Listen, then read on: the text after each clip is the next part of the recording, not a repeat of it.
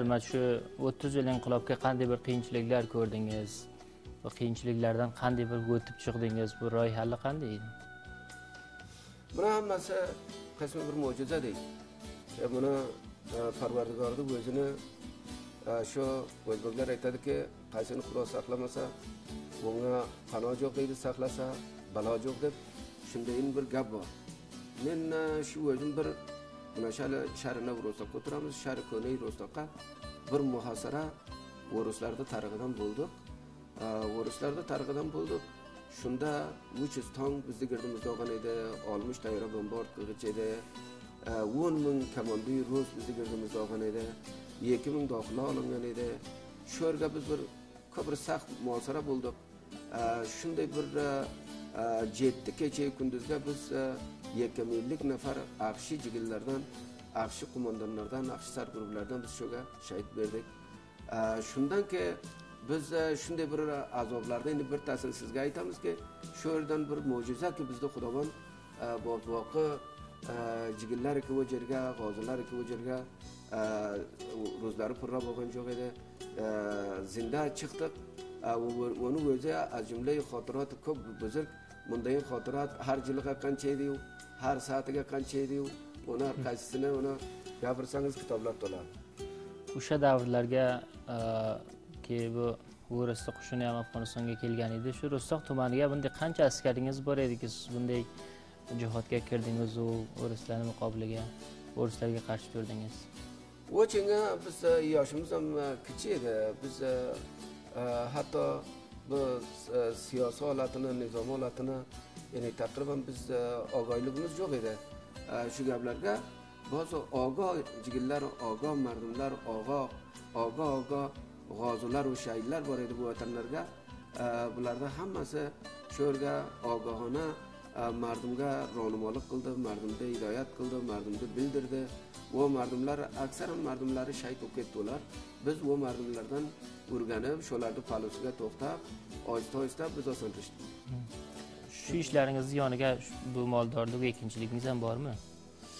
Biz o'zimiz bir xonadoni shu dehqon va cho'pon shu moldorlikqa va dehqonchilikqa va otdorlikqa shunday bir qo'yog'an mardumlarki katta pusht-pushtimiz shunga kelgan mardumlar edik. Biz aloqamiz bor.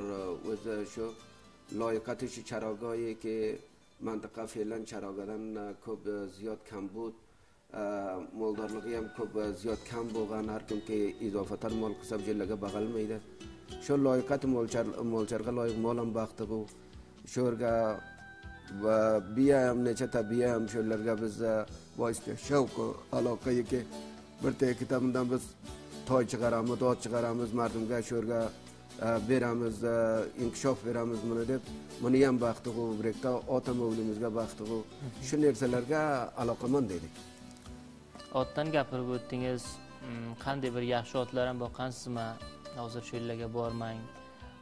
Ko'proq o'zingiz shu otga minib bog'loq chopganmisiz? Biz maydaligimizdan shu 5 yasharimizdan bu yoqqa maqsadda otga minganmiz. Biz qishloqlarimizda bos o'chinga shu maydabacha tenglar bilan maktabdan chiqib otga ham aloqa bor edi, ular ham tortdi. Uloqqa ham aloqaman dedik. Osvorlikqa ham aloqaman dedik.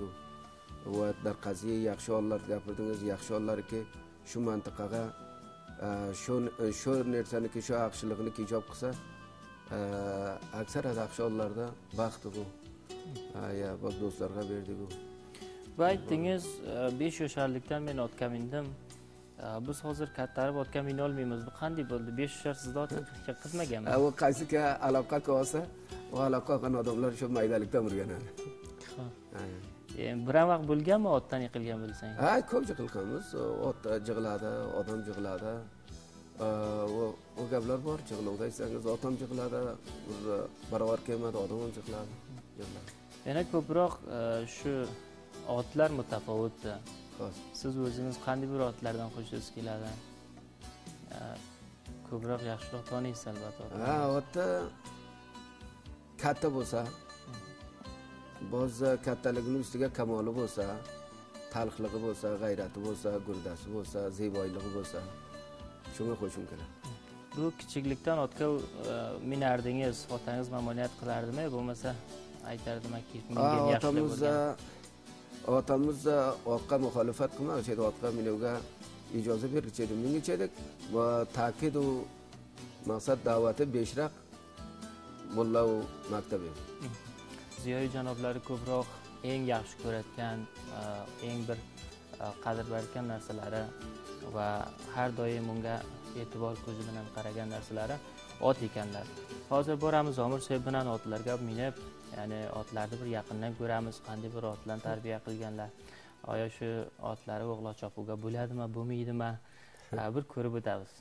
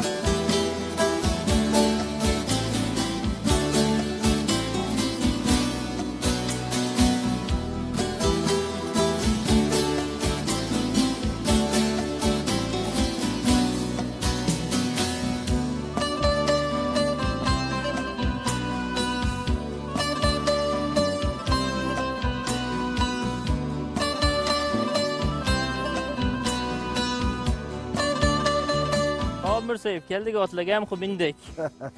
Uloqqa boramizmi? Ha, boramiz, uloqqa boramiz.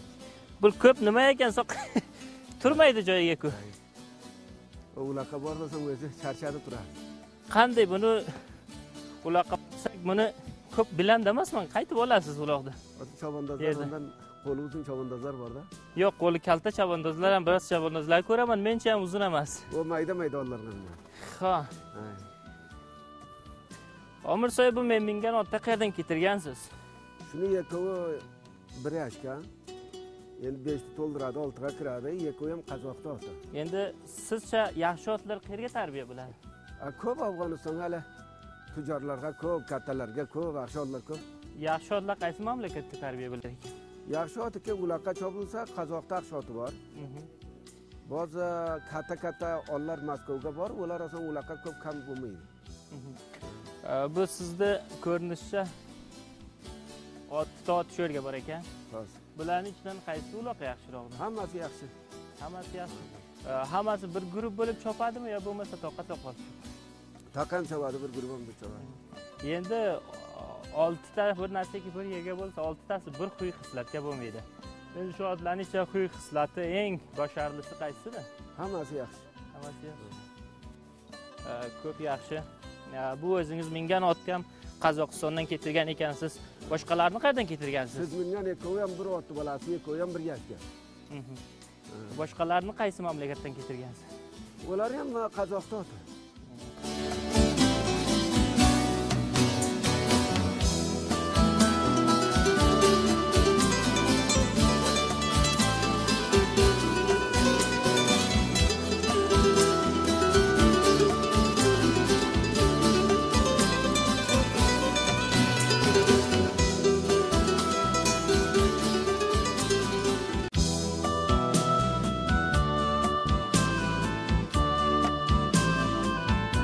Ko'rdilar, janoblari bilan kelib, otlarni ham mindik, yaxshi otlar bor ekan ko'rdik.